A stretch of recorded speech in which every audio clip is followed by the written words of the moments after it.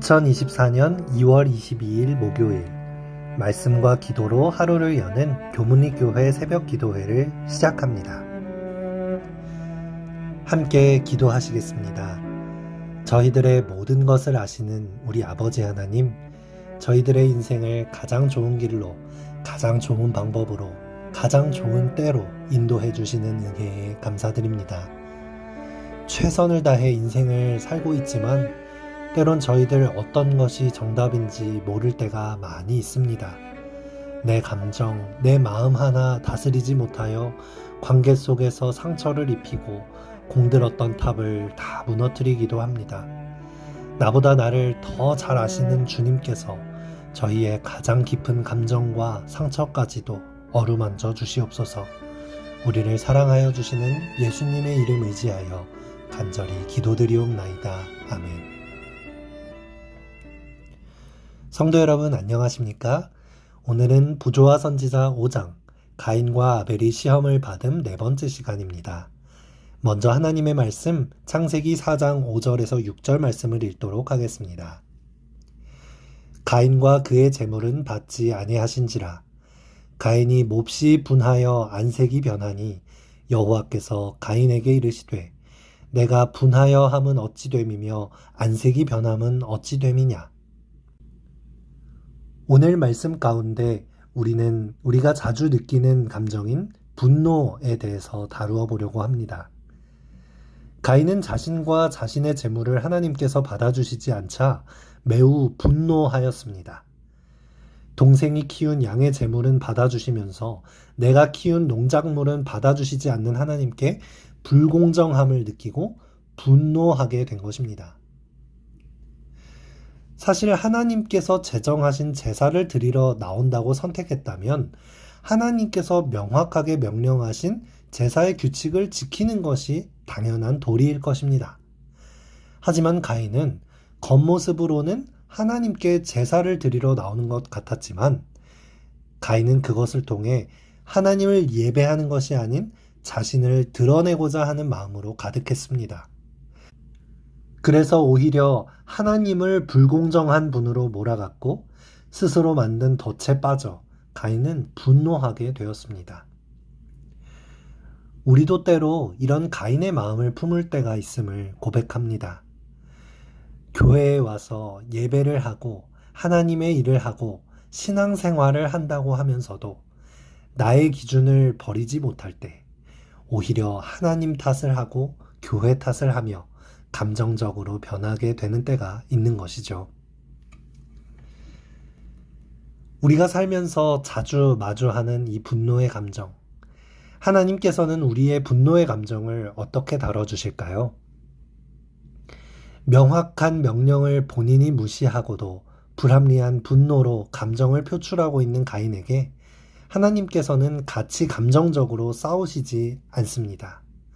오히려 가인을 다독이면서 공감해 주시고 변론하시고 충고해 주십니다. 여호와께서 가인에게 이르시되 내가 분하여 함은 어찌 됨이며 안색이 변함은 어찌 됨이냐.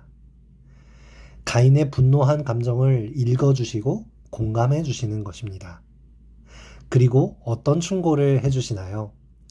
이어지는 7절입니다. 내가 선을 행하면 어찌 낯을 들지 못하겠느냐. 선을 행하지 아니하면 죄가 문에 엎드려 있느니라. 죄가 너를 원하나 너는 죄를 다스릴지니라. 하나님 말씀하시는 것이죠. 가인아, 한 번 더 너의 제사를 돌아보렴. 올바르게 제사를 했다면 내가 왜 제물을 받아주지 않았겠니? 죄는 문 앞에 엎드려서 너를 다스리려고 기회를 허시탐탐 노리고 있단다. 그렇게 분노하지만 말고 올바른 제사를 하도록 다시 생각해 보거라. 죄는 언제나 너를 노리고 있으니 선을 행하여 죄를 다스려라. 다시 한번 감정을 다스리고 분노를 그치고 자신의 선택의 기준과 행동을 다시 한번 살펴보라고 하십니다. 만약 가인이 여기서 하나님의 충고를 듣고 분노를 그치고 올바른 제사를 선택했다면 일이 커지지 않았을 것입니다. 하지만 죄에 사로잡힌 사람의 자존심은 꺾이지 않았습니다. 부조화 선지자 74페이지입니다. 가인은 자기의 죄를 고백하기는커녕 계속 하나님께서 불공평하시다고 불평하였으며 아벨에 대하여는 질투와 증오심을 품었다. 그는 성을 내며 그의 아우를 비난하였고 그들에 대한 하나님의 처사에 관하여 그와 논쟁을 벌이려고 시비를 걸었다. 형의 시비에도 그의 동생 아벨은 가인에게 끝까지 하나님의 공의로우심을 대변하고 형이 오해하고 있는 하나님의 사랑을 설명해 주었습니다. 가인에게 또다시 회개의 기회가 있었을 것입니다. 하지만 부조화 선지자는 계속해서 이렇게 말합니다. 이 모든 말은 가인의 분노를 더 맹렬하게 불타오르게 했다. 이성과 양심은 그에게 아벨이 옳다고 말했지만 지금까지 자기의 권고를 들어오던 아우가 이제는 건방지게도 그를 불명예스럽게 만들고 자기의 반역에 조금도 동조하지 않는다고 하여 격노하였다. 가인은 격분하여 그의 동생을 살해했다. 감정의 죄는 참 무서운 것입니다. 머리로는 이성적으로 양심적으로는 어떤 것이 정답인지 알면서도 감정에 한번 사로잡히면 컨트롤할 수 없게 됩니다. 마치 이 감정을 양보하면 나의 자존심을 다 꺾어내고 무시받는 것처럼 생각하게 됩니다. 가인에게 있어서 이 감정의 죄는 결국 살인이라는 끔찍한 결과를 가지고 와버렸습니다. 이런 말이 있죠. 어떤 사람인지 알기 위해서는 무엇에 분노하는지 살펴보아라. 한 사람이 어떤 것에 분노하는지 보면 그 사람이 가진 인생의 기준, 선택의 기준들이 무엇인지, 또 그 기준들은 건강한 기준인지 살펴볼 수 있는 척도가 될 것입니다. 어떤 사람은 똑같은 일인데도 굉장히 쉽게 짜증내는 사람도 있고 어떤 사람은 같은 상황이지만 분노하지 않는 사람도 있지요. 어떤 사람은 나 개인의 이득에 관련된 일이라면 핏대를 세우는 사람도 있고 어떤 사람은 그런 것보다는 사회적 문제와 정의에 대하여 분노하는 사람도 있습니다. 어떤 사람은 자기 자신에게는 매우 관대하면서 다른 사람의 티에는 쉽게 화내는 사람이 있고 어떤 사람은 남에게는 매우 관대하지만 자신에게는 엄격하게 분노하는 사람이 있습니다. 우리는 무엇에 분노하고 무엇에 의분을 느낍니까? 나는 과연 어떤 사람인지 생각해 보시는 기회가 되었으면 좋겠습니다.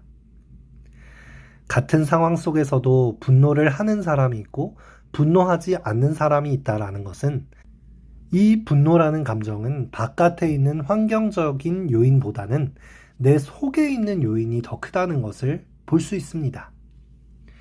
하나님께서도 내 마음을 정복하기 위해 기회를 호시탐탐 노리고 있다는 것을 알고 내 마음의 죄를 스스로 다스리라 라고 충고해 주셨죠. 가인이 계속해서 품었던 나를 높이고자 하는 마음과 이 분노라는 감정은 직결되어 있습니다. 내가 쓸데없이 부리는 자존심이 높으면 높을수록 분노는 쉽게 일어나게 되고 그 분노를 참지 못할 때 내가 쌓아온 공든탑들을 일순간에 무너뜨리게 될 것입니다.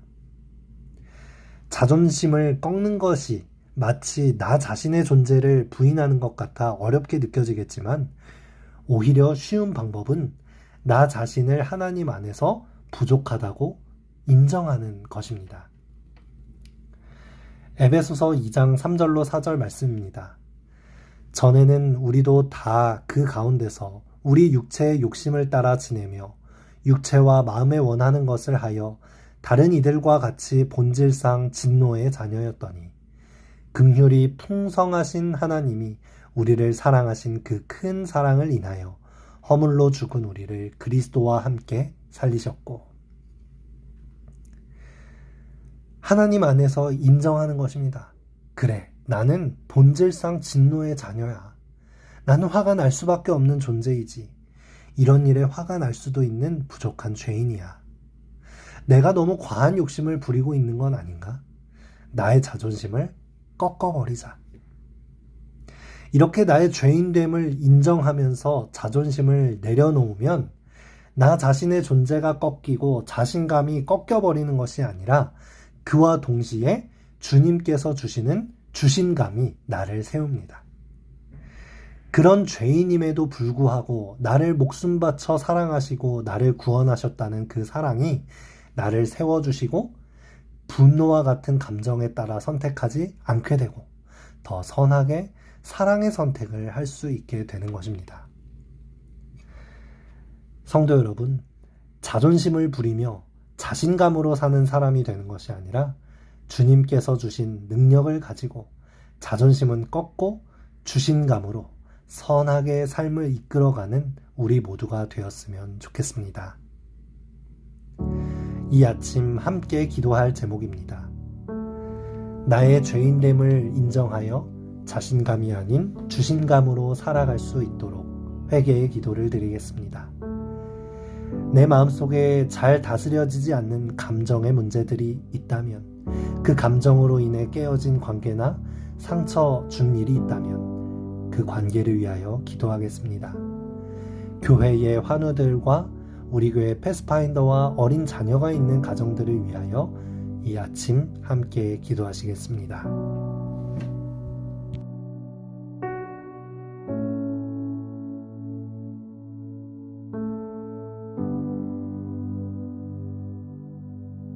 이 아침 함께 기도할 제목입니다. 우리가 드리는 모든 예배가 진정으로 하나님을 만나는 시간 되기를, 우리 교회의 환우들을 위해서, 우리 교회에서 펼쳐지는 성서원과 반찬봉사 등 지역사회를 위한 봉사사역들을 위하여, 우리 교회를 이끄는 직원들과 리더들을 위해서 함께 기도해 주시기 바랍니다.